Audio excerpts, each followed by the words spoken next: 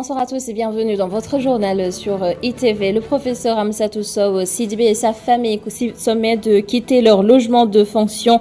L'actuel recteur de l'université de Ziguinchor, professeur Mamadou Badji, a également reçu la notification des sommations immédiates et sans délai. Nouvelle tension au marché HLM après la polémique autour de la démolition de plusieurs cantines. Les nouvelles boutiques prévues divisent commerçants et autorités municipales. Le point de vue des uns et des autres à suivre dans cette édition. Et le reportage du jour va porter sur le stress, cet état d'esprit qui bouleverse notre quotidien face à une situation compliquée. Le stress modifie le fonctionnement normal de notre organisme. Comment le vaincre? Des citoyens vont partager leur expérience. Un nouveau numéro de votre rubrique du mardi Réussir au Sénégal. C'est l'histoire d'un expert en géomatique produit de l'école sénégalaise. Khalifa Ababakar Sarr, origine de Pire, est devenu créateur d'opportunités.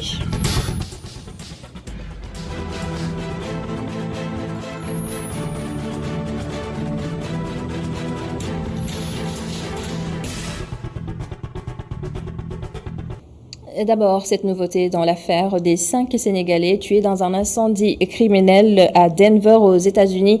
2 suspects âgés de 16 ans ont été inculpés en tant qu'adultes. Leurs noms seront donc rendus publics bientôt ainsi que les détails de l'enquête. Des sanctions plus sévères sont attendues en cas de condamnation. Baisse du nombre de morts aujourd'hui dans le bulletin santé, 3 décès, 853 nouvelles contaminations sur un total de 1457 tests réalisés. 218 patients ont été déclarés guéris et 56 sont encore en réanimation. Je disais tout de suite, les professeurs Amsatou Sow Sidibé et Mamadou Badji, actuels recteurs de l'université de Ziguinchor, sont sommés de quitter leur logement de fonction. Les concernés décrivent une décision illégale et toute la procédure n'a pas été respectée selon eux. Abdourahmani a à ce propos rencontré le directeur du domaine universitaire en charge justement de ces logements. Professeur Amsatou Sow Sidibé et Mamadou Badji sommés de quitter leur logement de fonction.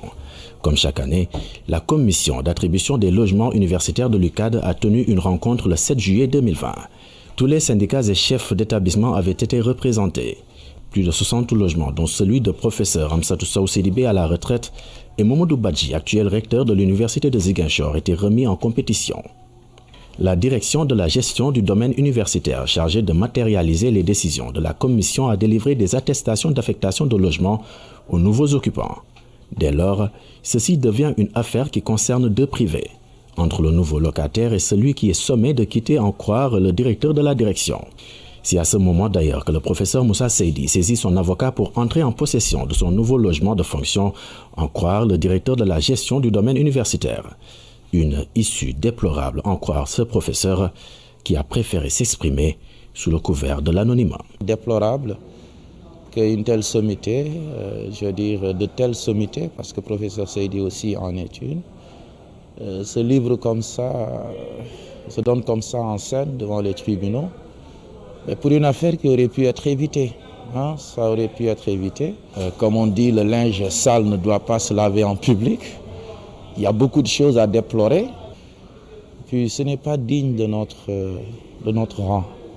C'est pourquoi je trouve ça très déplorable. Ce qui pourrait être déplorable aux yeux de cet étudiant est qu'il soit demandé à ses professeurs de quitter leur désormais ex-logement de fonction sans sommation.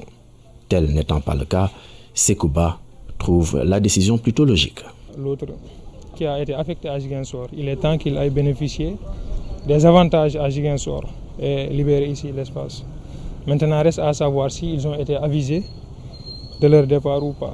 Maintenant, s'ils ont été notifiés pour se préparer au préalable, là, je ne vois pas d'inconvénient pour qu'ils partent, qu'ils libèrent l'espace. Le débat sur les logements de fonction secoue une nouvelle fois les campus universitaires. Des décisions loin d'avoir des soubassements politiques, précise la direction de la gestion du domaine de l'UCAD. La réflexion du marché HLM suscite beaucoup de discorde et de tensions. La semaine dernière, des commerçants ont dénoncé la démolition de leur cantine ordonnée par le maire sans aucune base légale selon eux. Aujourd'hui, l'octroi de nouvelles cantines a créé un autre épisode de contestation à Boutedisso avec Seydina Mbaye. L'octroi des cantines du marché des HLM 5 Extension fait polémique. Propriétaires et locataires ne parlent pas le même langage. L'association des locataires est montée au créneau pour faire valoir les droits de ses membres. Nous, association des locataires du marché HLM 5 Extension, nous disons que comme nous avons fait d'autres 20 ans, d'autres 15 ans dans le marché en tant que locataire, quand on construit le marché en hauteur, nous sommes prioritaires. Il faut qu'on nous attribue au moins un lot ou bien 2 lots pour que nos membres puissent en bénéficier. Parce que nous sommes prêts à payer. On ne demande personne, on n'a pas demandé. On va payer. Parce que nous avons nos partenaires qui peuvent nous soutenir à payer des cantines, quel que soit le prix. Voilà, c'est ça la réponse, s'il vous plaît. Les autorités locales reprécisent les conditions d'octroi des cantines et expliquent par ailleurs l'impérieuse nécessité de la réfection des lieux. Nous n'avons pas cassé le marché pour un plaisir de casser le marché. Le marché était devenu un danger. C'est un marché international. Toute la sous-région est dans le marché.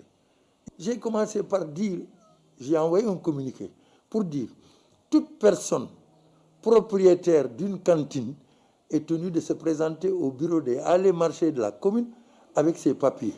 Ils sont prioritaires, ces cantines. Je ne peux pas récupérer la cantine de quelqu'un s'il est vivant, s'il est là. Je dis ça, on avance. Maintenant, pour ce qui est des locataires,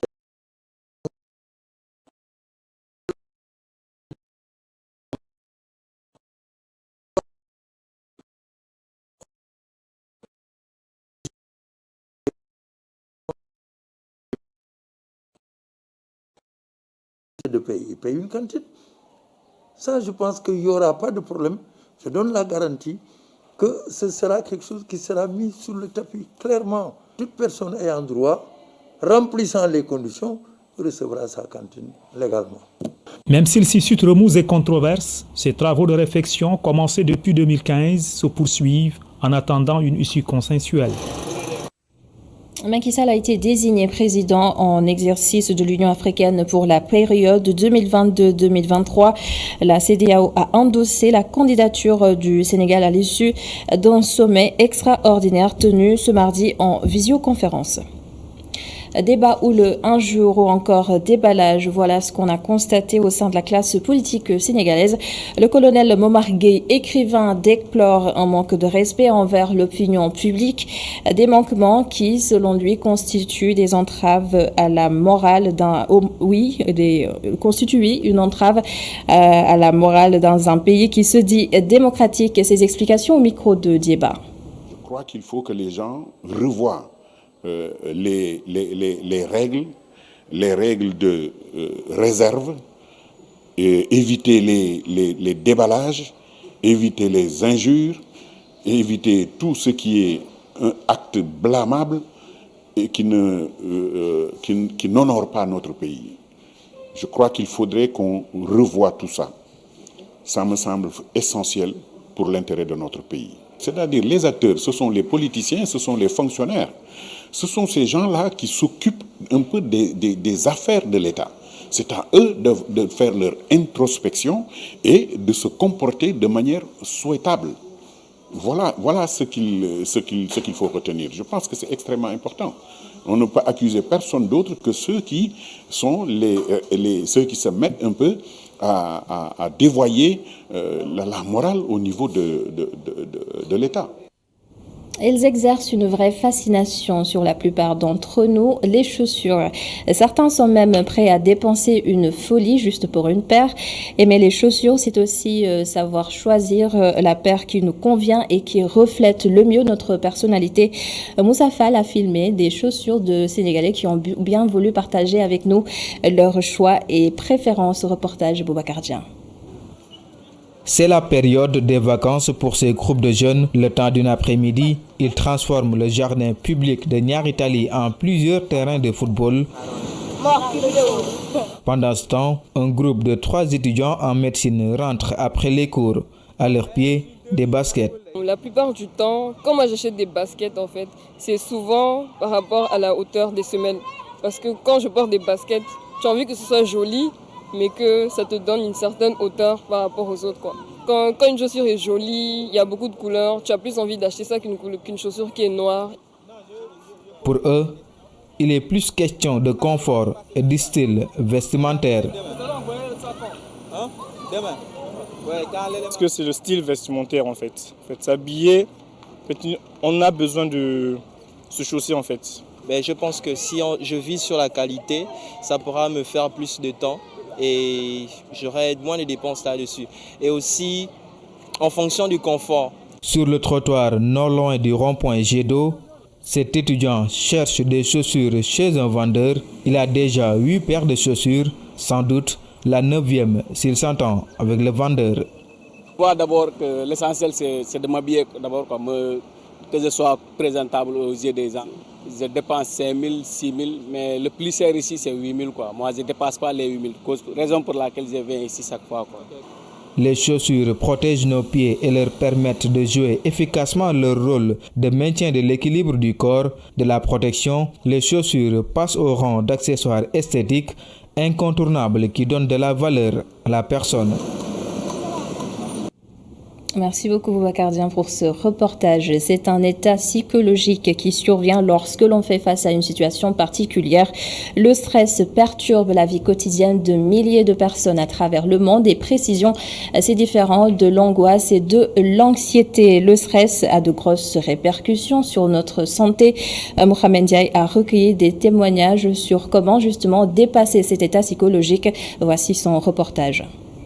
L'avenue du président Lamine Gueye, l'une des principales artères de la capitale sénégalaise. Ces personnes âgées fréquentent souvent cette rue pavée dans les parages. Une façon pour eux de se décontracter, de changer d'air. Face au poids du stress, cet homme âgé d'une 60aine d'années préfère faire du sport. Moi, je contourne le stress en faisant du sport. Pour stress, dafa xaw a nekk loo xam ne dafa xaw a doy waar.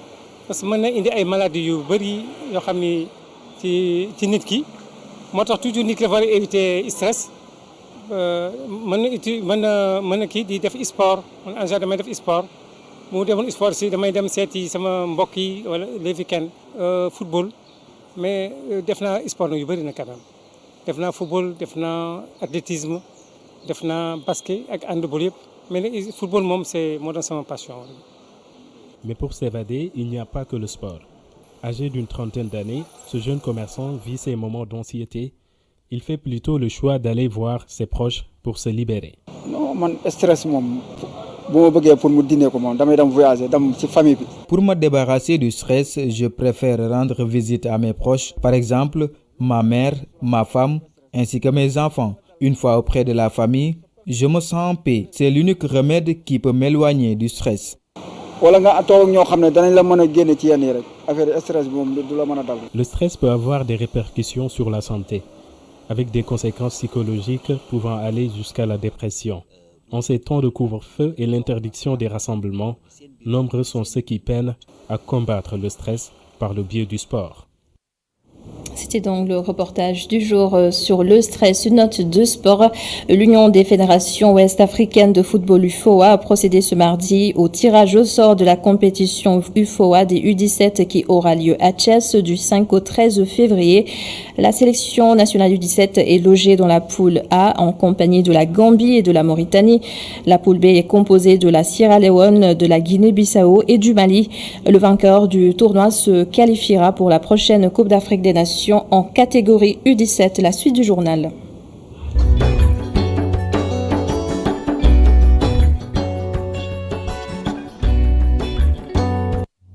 Aujourd'hui, Réussir au Sénégal est allé à la rencontre de Khalifa Ababacar Sarr. C'est un expert en géomatique et spécialiste en système d'information géographique. Il a obtenu un diplôme d'aménagement du territoire à l'université Gaston Berger de Saint-Louis. Et après des études à l'étranger, il est revenu investir au Sénégal. Notre reporter Mamsene Boubabou l'a rencontré. Khalifa Ababacar Sarr, spécialiste en géomatique, en système d'information géographique.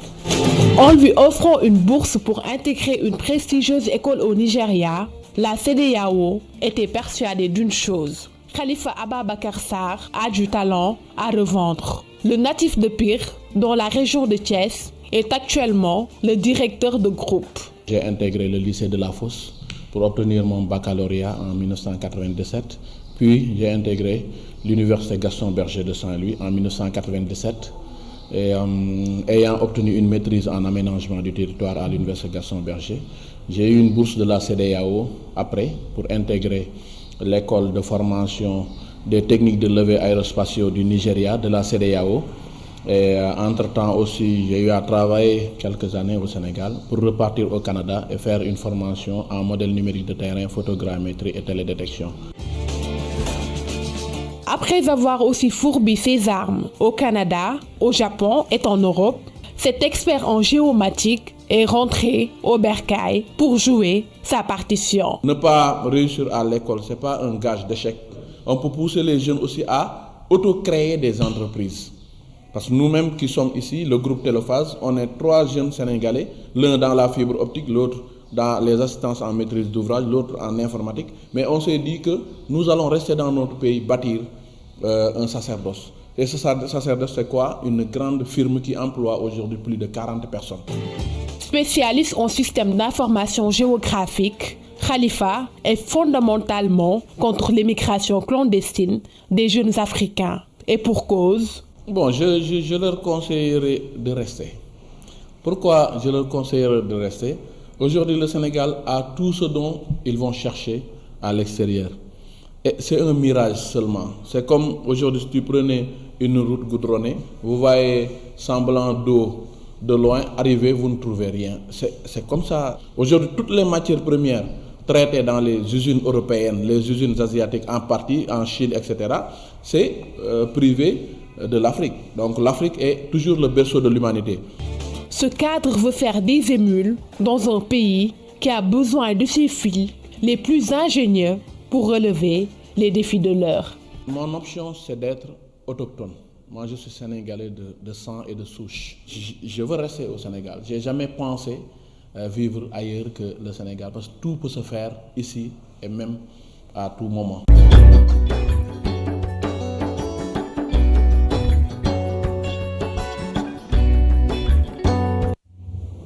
Merci à Seynabou Babou, notre success story à découvrir mardi prochain sur ITV. Voilà, c'était l'essentiel de l'actualité de ce mardi 2 février. Merci d'avoir été avec nous. Un merci également à toute l'équipe de la régie. La suite de la Totale, bloc d'information avec Cheikh Hassan Fall.